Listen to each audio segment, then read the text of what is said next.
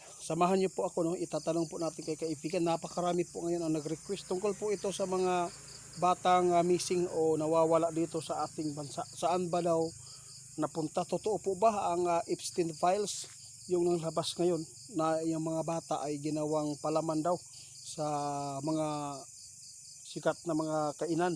Kaya samahan niyo po ang aking pakipag-usap kay kaibigan kung mayroon po silang kaalaman. Kaibigan, good evening. O ito po ang gusto kong malaman po sa inyo. Okay lang po ba na ipaabot natin ito? Yung mga bata ba? Marami nag-request. Yung mga bata daw dito sa Pilipinas nawawala. Totoo ba na kinatay o ginawang palaman pagkatapos samantalahan? Diyos ko. Mga idol, ito po ang sabi ng ating kaibigan. Sa totoo lang, totoo po talaga yan mga idol. Mayroon pong mga bata na yun po ang nangyari. Yung iba bininta sa mga banyaga, bininta mga idol ha.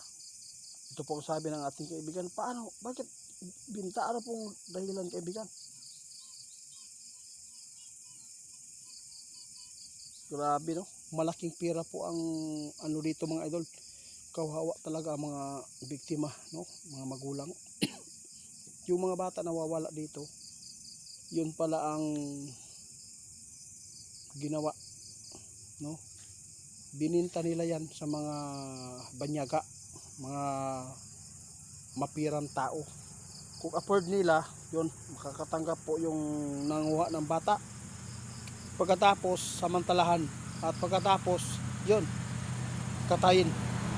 Nakakakilabot po ang ipinapaabot po ng ating kaibigan. Sinagot na po ng ating kaibigan.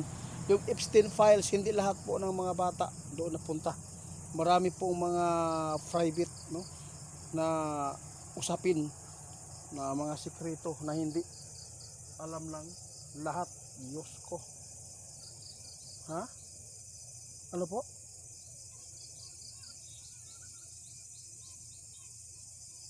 Nako, inahanig yun yung mga idol. Alam po daw ninyo, yung mga ibang nawawala, hindi lahat doon sa issue ngayon. Hindi. May mga tao talaga na kumukontak sa kanilang mga Facebook, sa kanilang mga account na ito po ang hinahanap nila. Pag makuha mo yan, yun, pirang malaki. Kaya sa lahat ng makapanood, masakit man isipin ito, pero ito po ang totoo. Hindi, yung files ng Epstein, hindi po lahat doon napunta. Kung mayroon man, mga kasabot lang nito. Ang nakita ng ating kaibigan ngayon mga idol, yung iba na mga mayayaman, lalo na pag ang mga kidney stone o ano man po, transplant, yon. Isa po dito, ha? Grabe. Ang sakit naman po yan kaibigan. Bakit po? Wala na po pa silang awa? Sos, mga idol, mangingilapot kayo. Grabe. Nakakagalit po talaga ang sinabi. Noon pa ito sinabi ng ating kaibigan mga idol. Ang iba, mayayaman po tao nag-request niyan. No? Para kung makakuha kayo, yung mga taong mga gustong madali ang pera, no, bahala ng buhay basta kumita ng malaki. Yun, ang iba transplant ha. Kaya nakakaawa mga idol. Yung mga iba na mga issue ngayon tungkol sa KFC, burger, McDonald's, pinalaman daw. Pero sa tingin ko mga idol, kung totoo man yan, ay siguro doon sa ibang bansa. Iwan ko lang dito sa atin kung may mga parinir bang nagtrabaho dito.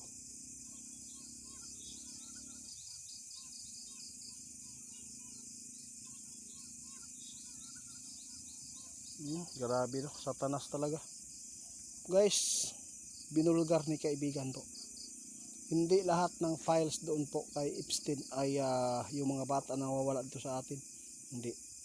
May mga tao talaga na gustong kumita ng limpak-limpak na madaling pamamaraan. Kaya nakalusot sila, kaya napakarami mga nawawala po dito sa atin, no?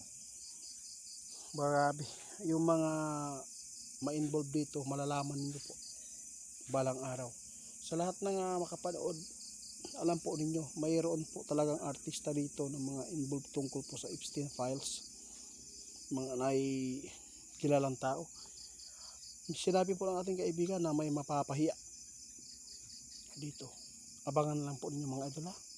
Medyo naiyak po ako mga idol kasi yung nang labas ngayon na mga hindi maganda, talagang yung mga files doon ni Epstein,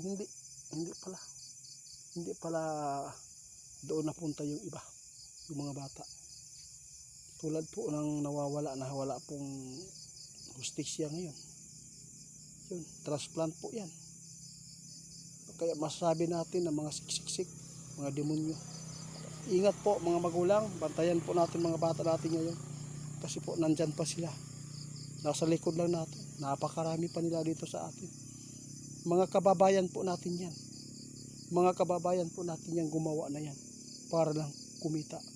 Tingnan po ninyo yung iba, kumita, bala na, buhay ang nakataya, buhay ang kanilang kukunin para lang kumita. Yun pa kaya na lipak-lipak na pera na mayroon po magre-request. Sobrang nakakaawa po talaga. Ang mga Pilipino nating mga kababayan, talagang hindi mapagkatiwalaan.